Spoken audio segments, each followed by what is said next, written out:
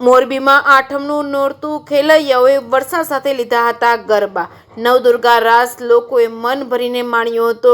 ઋતુઓમાં ફેરફાર આવ્યો છે ત્યારે આ વર્ષે ચોમાસું હજુ આસો મહિનામાં પણ સક્રિય છે। આસો માસની શરૂઆત આદ્યાશક્તિની ઉપાસના અને પ્રાર્થનાનું નવરાત્રિ પર્વ થાય છે।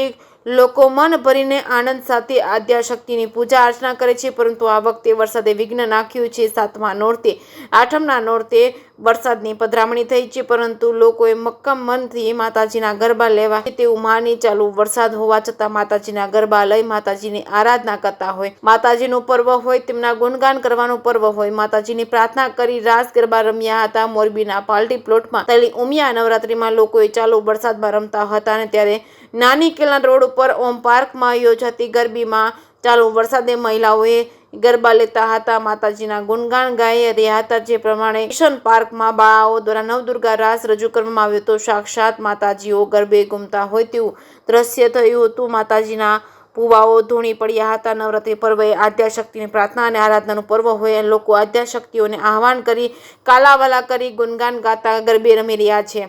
જે કે સિંહ સાથે શ્રીકાંત પટેલ, મોરબી।